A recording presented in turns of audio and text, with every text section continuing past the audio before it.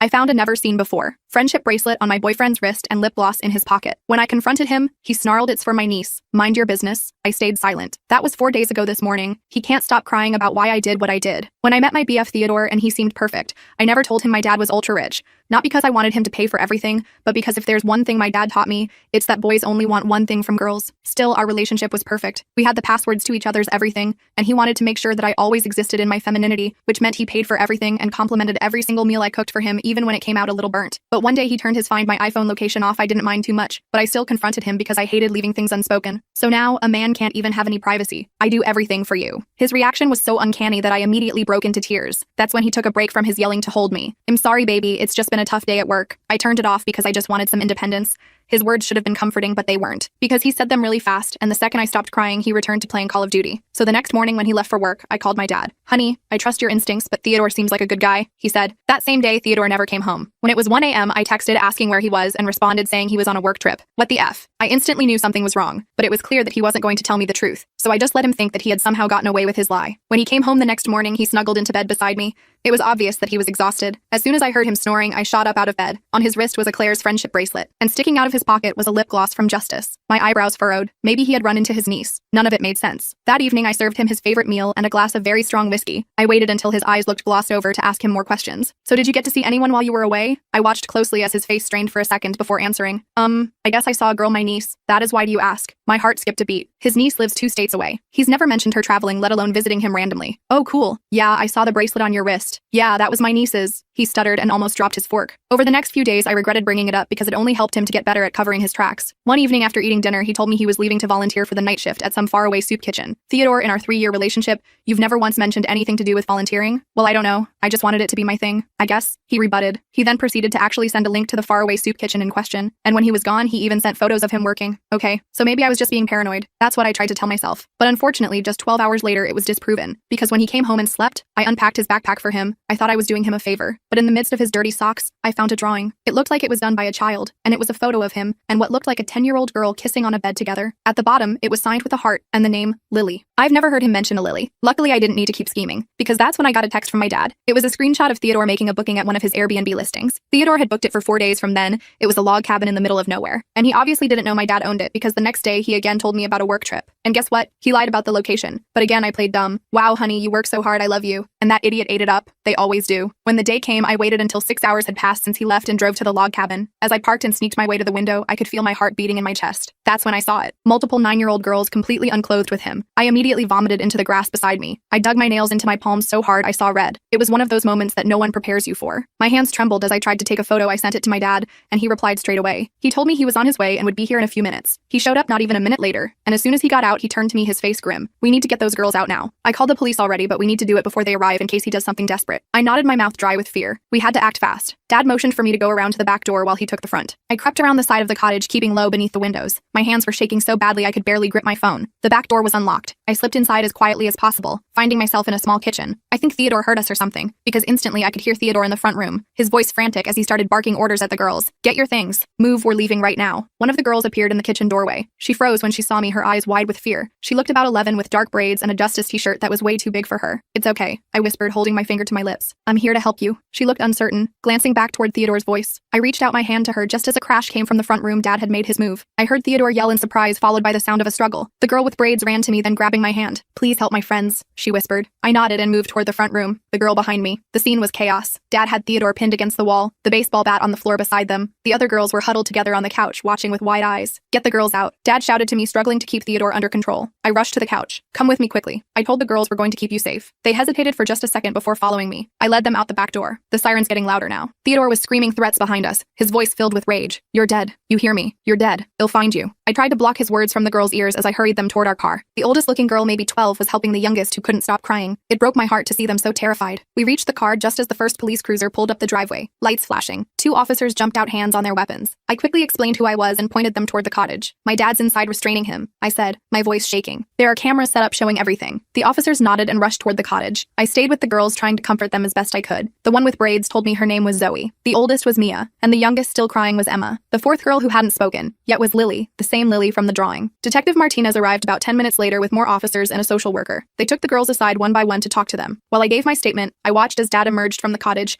Theodore in handcuffs between two officers. Theodore locked eyes with me as they led him to a police car. His face was a mask of pure hatred. "This isn't over," he mouthed silently. I felt a chill run down my spine, but I stood my ground staring back at him until they put him in the car and drove away. The next few days were a blur of police statements, evidence collection, and meetings with prosecutors. This time they assured us Theodore wouldn't be getting out on bail. The evidence was overwhelming, the cameras had captured everything, and the girls were all willing to talk. I thought that would be the end of it, I really did. But Theodore had connections I never knew about. A week after his arrest, I got a call from a number I didn't recognize. Against my better judgment, I answered. "Hello, you think you've won, don't you?" It was a woman's voice, unfamiliar and cold. "Who is this?" I asked, my heart starting to race. "A friend of Theodore's. He wanted me to let you know that he hasn't forgotten about you. None of us have." She hung up before I could respond. I immediately called Detective Martinez, who told me to save the number and report any further contact. She assured me Theodore was still in custody, but that didn't make me feel much better. The calls kept coming from different numbers each time. Sometimes it was the woman, sometimes other voices I didn't recognize. They never made direct threats, just vague comments about watching me, knowing where I lived, how Theodore had friends everywhere. Dad wanted me to stay at his house indefinitely, but I knew I couldn't hide forever. I needed to get back to my life. So I moved back to my apartment, but I took precautions. New locks, a security system, pepper spray by my bed. 3 days after moving back, I came home from work to find my apartment door slightly ajar. My blood ran cold. I backed away, immediately called the police, and waited in my car until they arrived. The officers searched my place thoroughly. Nothing was stolen, but things had been moved around. My photos were turned face down. My clothes were rearranged in my closet. On my bathroom mirror, written in what looked like lipstick, were the words, "We see you." The police dusted for fingerprints but found nothing useful. They suggested it could be kids playing pranks, but I knew better. This was Theodore's friends sending a message. I moved back to Dad's house that night. The next day, I got a call from my boss, Kenneth. "Victoria, I'm sorry, but we're going to have to let you go." "What? Why?" I was stunned. Kenneth sounded uncomfortable. "There have been some complaints and concerns about your reliability given everything going on in your personal life. I later found out that someone had been calling my coworkers, spreading rumors about me having mental health issues, making up stories about Theodore. Some of my coworkers had even received emails with fake screenshots of conversations, supposedly from me saying horrible things about them. Theodore was systematically destroying my life from behind bars.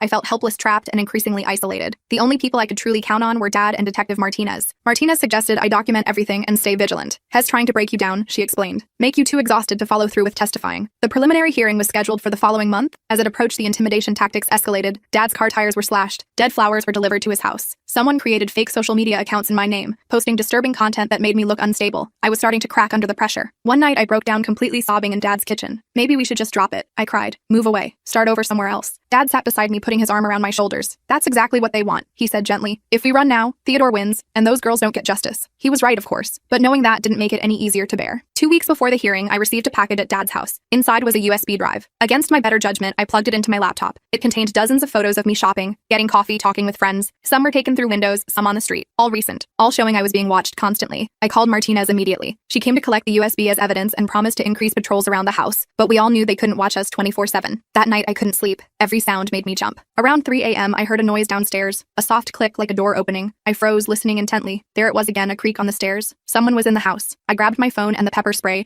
then locked myself in the bathroom, calling 911 in a whisper. The dispatcher told me to stay put, that officers were on their way. I heard footsteps in the hallway moving slowly toward my room. Then Dad's voice shouting, a thud, the sound of breaking glass. I wanted to run to him, but fear kept me frozen in place. More thuds, something heavy falling, then silence. The police arrived minutes later, but it felt like hours. When they finally cleared the house and let me out of the bathroom, I found Dad in the hallway bleeding from a cut on his forehead, but otherwise okay. The intruder had fled when they heard the sirens. I saw his face. Dad told the officers. It wasn't Theodore. It was a younger guy, maybe early 20s. Never seen him before. The police found a knife dropped in the yard outside. Theodore was sending people to do his dirty work. People we wouldn't recognize. The message was clear. Nowhere was safe. Martinez suggested we go into temporary protective custody until the hearing. Dad agreed immediately, but I hesitated. If we disappear now, won't that just delay the hearing? That's what Theodore wants. Your safety comes first. Martinez insisted. We can arrange for secure transport to the courthouse when needed. So we went to a hotel under police protection. Switching locations every few days, I felt like a prisoner, but at least we were safe. I used the time to prepare for my testimony, working with the prosecutor, a sharp woman named Josephine Reed. Theodore's lawyer will try to discredit you. Josephine warned me. They'll bring up your relationship, suggest you're acting out of jealousy or revenge. They might even try to paint you as unstable. I'm not worried about me, I told her. I'm worried about the girls. They've been through so much already. Josephine assured me the girls would be protected during their testimony,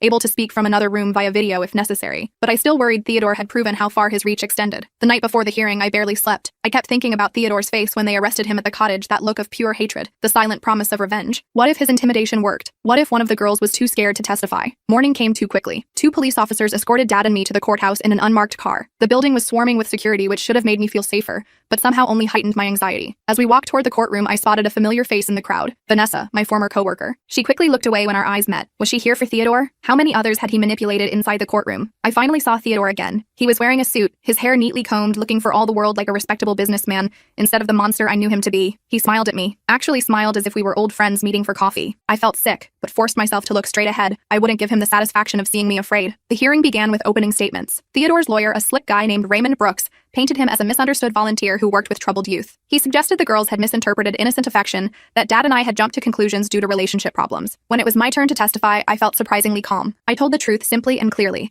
about finding the bracelet and lip gloss, about the drawing signed by Lily, about following Theodore to the cabin and what I saw there. Raymond's cross-examination was brutal. He questioned my motives, suggested I was jealous of Theodore's volunteer work, even implied I had mental health issues that made me paranoid. Isn't it true? He asked with a smug smile, that you've been experiencing delusions, that you've been making accusations against multiple people in your workplace? No, I said firmly. Those rumors were spread by Theodore's friends to discredit me. Do you have any proof of that? I didn't, not really. Just my word against theirs. When Dad testified about the break-in at his house, Raymond suggested it was just a random burglary unrelated to Theodore. When Detective Martinez presented the evidence from the cameras, Raymond argued they had been placed legally with my father's authorization since he owned the property. He explained that my dad had installed security cameras in all his rental properties after a break-in at another location the previous year. The footage had been instrumental in proving Theodore's guilt beyond any doubt. By the end of the day, I was exhausted and discouraged. Theodore looked confident, exchanging whispers with his lawyer. Had we done enough? Would the judge see through his act? The next day was even harder. The girls testified via video, their faces blurred to protect their identities. Lily went first, her voice small but steady, as she described how Theodore had approached her at the soup kitchen, where he actually did volunteer occasionally. How he had gained her trust, then started taking her to special places where they could be alone. Zoe, Mia, and Emma told similar stories. Theodore had found them all at places where vulnerable children might be: community centers,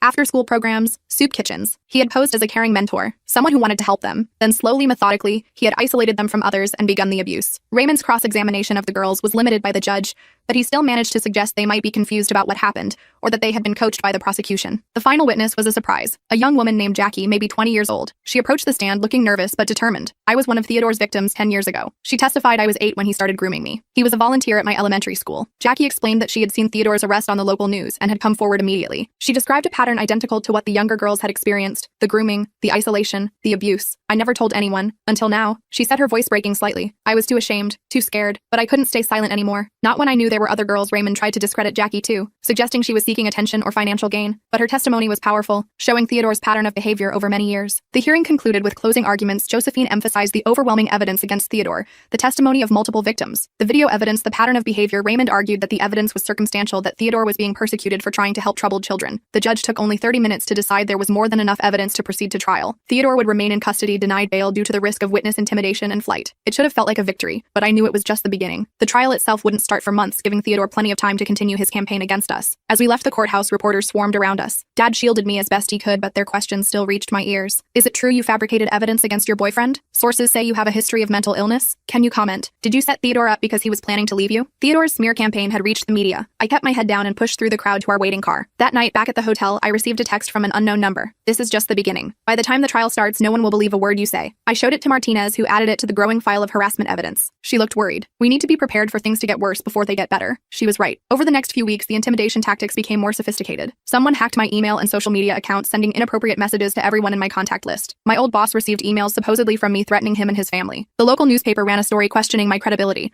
citing anonymous sources close to the case. Photos appeared online of me at parties from years ago, doctored to make it look like I was doing substances or acting promiscuously. Dad was targeted too. Anonymous complaints were filed against his rental properties, triggering inspections and temporary shutdowns. His business reputation, built over decades, was being systematically attacked. We fought back as best we could. Martinez helped us document everything for additional charges against Theodore.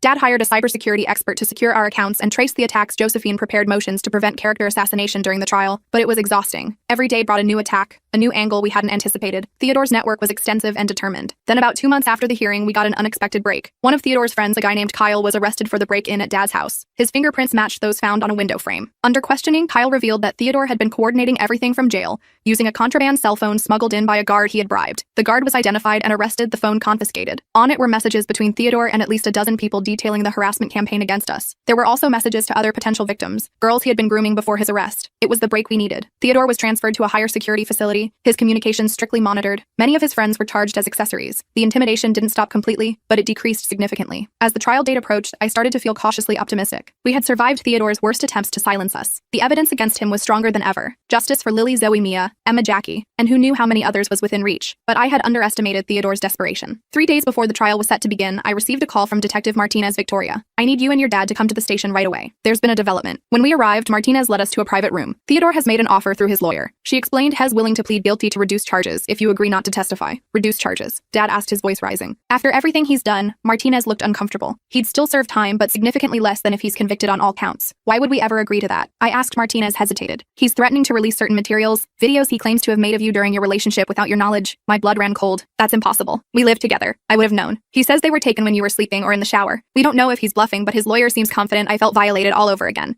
Had Theodore been filming me in our most intimate moments? The thought made me physically ill. This is blackmail, Dad said angrily. Can't you charge him for that too? We can try, Martinez said, but the damage would already be done. Once those kinds of videos are online, they're almost impossible to completely remove. I sat in stunned silence trying to process this new threat. Theodore knew exactly how to hurt me, how to make me question everything. You don't have to decide right now, Martinez said gently, but the prosecution needs an answer by tomorrow morning. Dad and I went home to discuss it. I was torn between rage and fear. The thought of those videos becoming public was horrifying, but the thought of Theodore getting a lighter sentence, potentially being free to hurt other girls in just a few years, was even worse. Whatever you decide, I'll support you, Dad told me. But remember, this threat shows just how desperate he is. He knows he can't win in court. I barely slept that night, weighing my options. By morning, I had made my decision. I called Martinez. Tell the prosecution I'm testifying, I said firmly. I won't be blackmailed. Are you sure? She asked. Once the trial starts, he might follow through on his threat. I'm sure, I said, surprising myself with how steady my voice sounded. Those girls deserve justice, and Theodore needs to be stopped, no matter what it costs me. Martinez was silent for a moment. You're very brave, Victoria. We'll do everything we can to protect you. The day the trial began, I woke up feeling strangely calm. Whatever Theodore had planned, whatever he might release, I couldn't control it. All I could control was my own testimony, my own truth. Dad and I arrived at the courthouse early, escorted by officers. The security was even tighter than before. As we walked in, I spotted Lily's parents in the hallway. They nodded to me, their eyes full of gratitude. That simple acknowledgement strengthened my resolve. Inside the courtroom, Theodore looked different. The confident smile was gone, replaced by a tense, calculating expression. He watched me closely as I took my seat,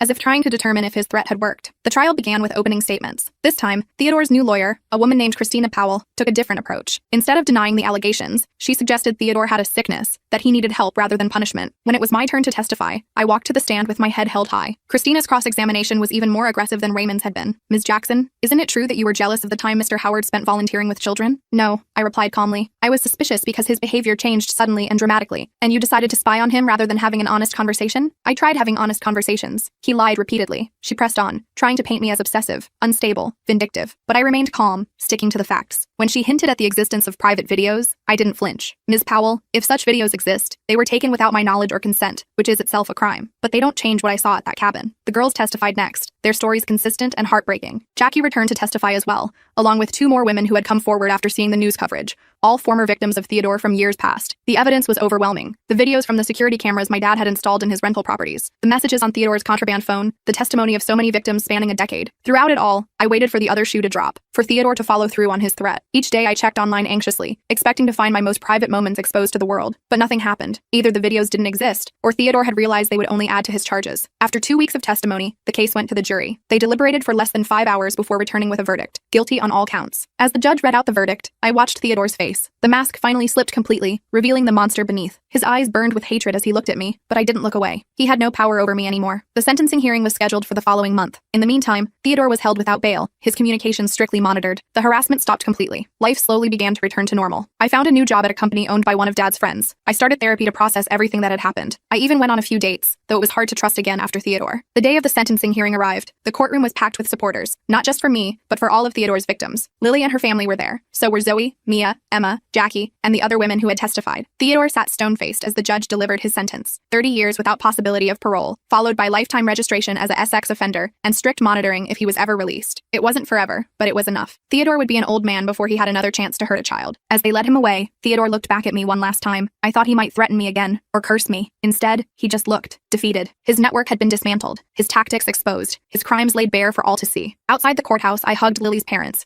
who thanked me through tears for helping save their daughter. I hugged Dad, who had stood by me through everything, and for the first time in months, I felt truly safe. The road to recovery wouldn't be easy. The trauma of what Theodore had done, to me, to those girls, to everyone in his path, would take time to heal. But we had won. Justice had been served. As Dad and I walked to the car, he put his arm around my shoulders. I'm so proud of you, he said. You didn't let him win, no matter what he threw at you. I smiled, feeling lighter than I had in months. I couldn't have done it without you. Yes, you could have, he replied. You're stronger than you know. Maybe he was right. Through all of Theodore's manipulation, threats, and attempts to silence me, I had found a strength I didn't know I possessed, and because of that, Theodore would never hurt another child again. But life after the trial wasn't the clean slate I'd hoped for. About 2 weeks after sentencing, I was grocery shopping when a woman approached me in the produce section. She looked normal enough, maybe mid-30s, dressed in yoga pants and a hoodie. "You're Victoria, right?" she asked, her voice friendly. I nodded cautiously, balancing an apple in my hand. Her smile vanished instantly. "You ruined Theodore's life with your lies," she hissed. "He helped those girls. They needed him." I dropped the apple, backing away. "You need to leave me alone." "We're watching you," she said, then turned and walked away like nothing had happened. I abandoned my cart and practically ran to my car. My hands shook so badly I could barely get the key in the ignition. I called Martinez as soon as I got home. "We can file another report," she said, sounding tired. But unless she made a specific threat, I knew the drill by now. Theodore might be in prison, but his supporters were still out there. People he'd manipulated into believing his lies. People who thought I was the villain. Dad suggested I move in with him permanently, but I refused. I couldn't live in fear forever. Instead, I got a new security system, changed my routines,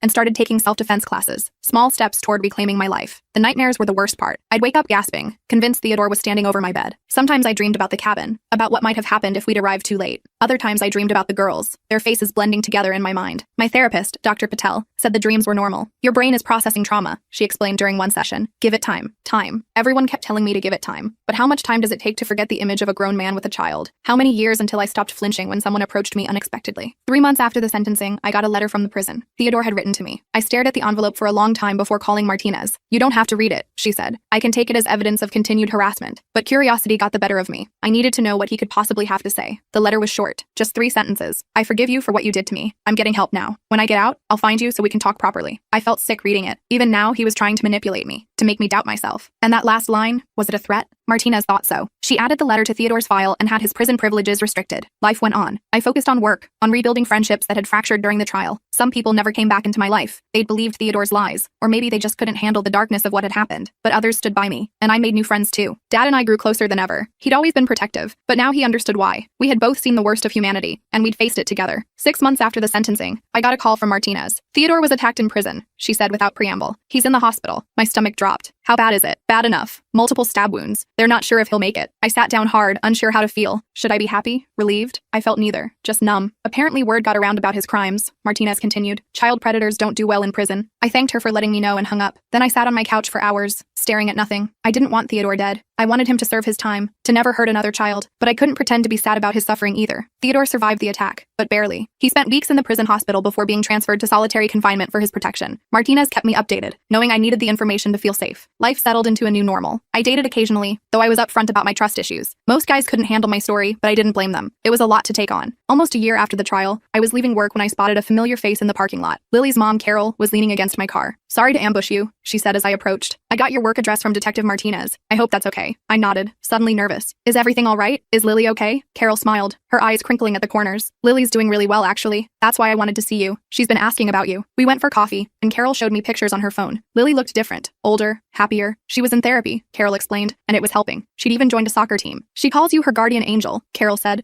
her voice thick with emotion. "She wanted me to give you this." She handed me a small envelope. Inside was a drawing, not like the one I'd found in Theodore's backpack, but a bright, colorful picture of a woman with long hair standing next to a little girl. At the bottom, Lily had written, "Thank you for saving me." I cried right there in the coffee shop, not caring who saw. It was the first time I'd felt like any of this had been worth it. Carol reached across the table and squeezed my hand. "We're moving next month," she said. "Fresh start. But Lily wanted you to know that she's okay, and that she'll never forget what you did for her." That night, I slept without nightmares for the first time in months. The next morning, I woke to a text from Martinez. "Need to talk. Can you come to the station today?" My stomach nodded with anxiety. Had something happened with Theodore? Was he trying to appeal his sentence? Martinez looked serious when I arrived at her office. "We've been investigating Theodore's network," she explained. "The people who helped him, who may have known about the abuse." I nodded, waiting for the bad news. "One name keeps coming up," she continued, sliding a folder across her desk. "Someone who might have been more involved than we initially thought." I opened the folder and froze. Inside was a photo of the woman who had confronted me at the grocery store months ago. According to the file, her name was Bethany Howard. Howard? I looked up, confused. "Is she related to Theodore?" Martinez nodded grimly. "His sister. She's been visiting him regularly in prison, and we have reason to believe she may have helped him access victims." The implications hit me like a truck. Had Bethany known what her brother was doing to those girls? Had she helped him? "We're bringing her in for questioning," Martinez assured me. "But I wanted to warn you first. This might stir things up again." She was right. The news that Theodore had an accomplice made headlines in the local paper. Suddenly people were talking about the case again,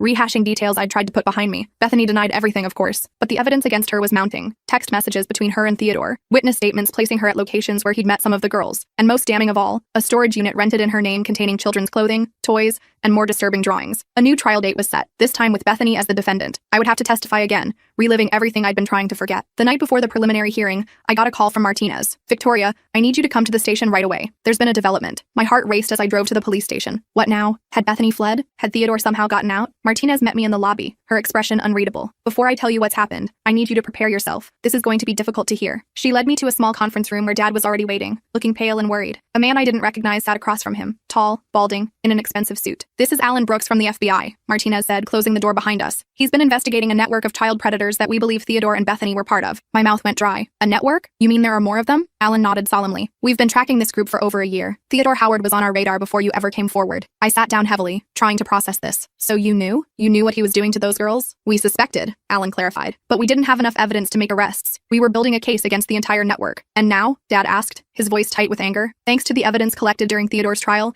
and the new evidence against Bethany, we've identified several other members of the network. We're preparing to make multiple arrests." I should have felt relieved. Instead, I felt sick. How many children had suffered while the FBI built their case? How many could have been saved if they'd moved sooner? "We need your help, Victoria," Alan continued. "Your testimony against Bethany could help us bring down the entire network." I looked at Martinez, who nodded encouragingly. "You don't have to decide right now," she said, "but this could help protect countless children." I thought about Lily's drawing, about her calling me her guardian angel. I thought about Zoe, Mia, Emma, and all the other girls whose lives had been shattered by Theodore and people like him. "I'll do it," I said firmly. "Whatever you need." The next few weeks were a blur of meetings with prosecutors, FBI agents, and victim advocates. I learned more about the network than I ever wanted to know. How they communicated, how they shared victims, how they protected each other. Bethany's trial was postponed while the FBI built their larger case. I was both relieved and frustrated by the delay. Part of me wanted to get it over with, to say my piece and move on, but I understood the importance of doing this right. 2 months later, the arrests began. 7 people in total, including Bethany. The charges were extensive: child exploitation, trafficking, production of child sexual abuse material. The evidence was overwhelming. I watched the news coverage with mixed emotions: relief that these predators were being stopped, horror at the scale of their crimes, and underneath it all, a nagging question: would this really be the end? The answer came 3 days later when I received a text from an unknown number. "You think you've won? This isn't over." I forwarded it to Martinez immediately, my hands shaking. She called within minutes. "We're tracing the number," she assured me. "In the meantime, don't go home. Go to your dad's house. I'll send a patrol car." I did as she said, throwing some clothes into a bag and driving straight to Dad's. He was waiting on the porch, his face grim. "Martinez called me," he said, hugging me tight. "You're staying here until they find whoever sent that text." I nodded against his shoulder, too exhausted to argue. Would this nightmare ever truly end? The patrol car arrived shortly after I did, parking across the street from Dad's house. It was a small comfort, knowing someone was watching over us. That night, I couldn't sleep. Every creak of the house, every distant car engine had me sitting up in bed, heart racing. Around 3 a.m., I gave up and went downstairs for some water. As I stood in the dark kitchen, a movement outside the window caught my eye, a shadow, moving across the yard.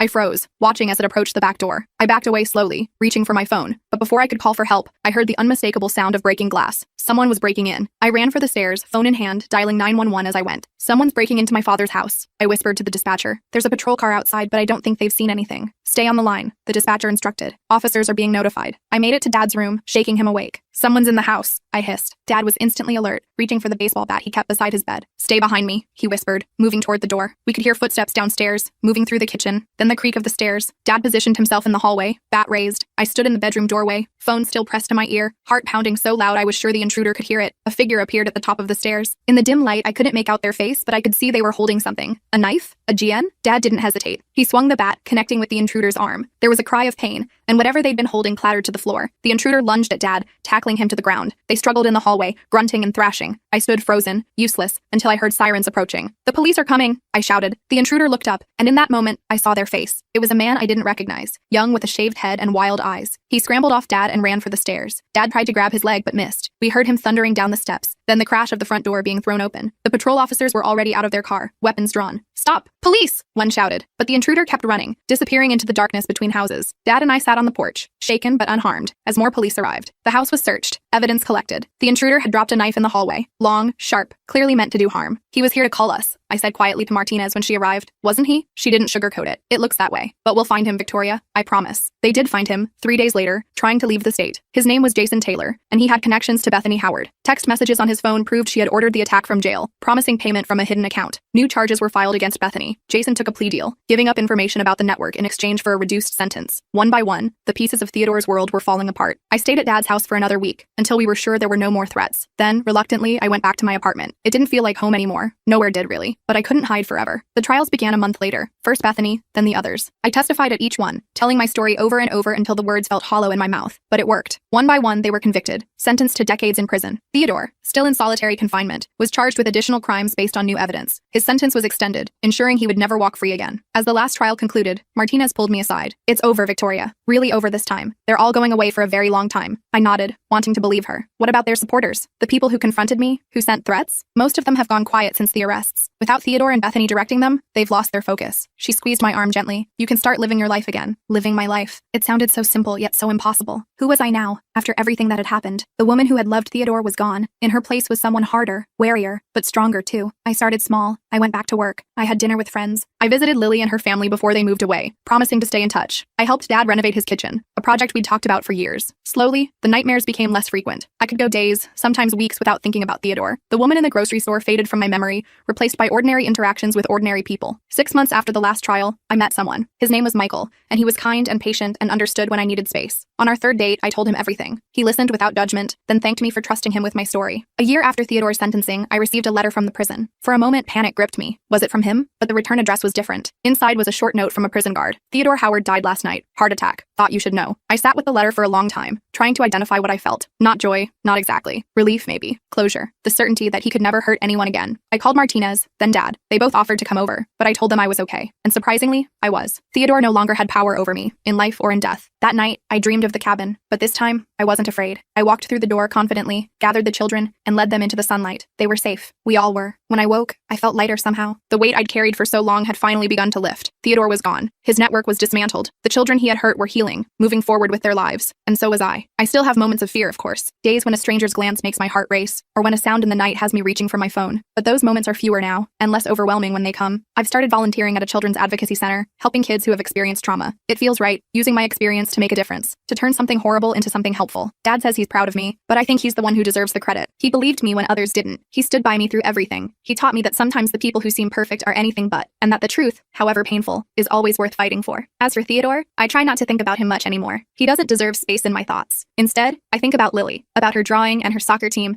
and her second chance at childhood. And I think about all the children who won't become his victims because we stopped him. That's the story I choose to tell myself now. Not about what I lost, but about what was saved. Not about Theodore's darkness, but about the light that came after. It's not a perfect ending. There are still scars, still moments of doubt and fear, but it's my ending, on my terms. And after everything, that feels like victory enough.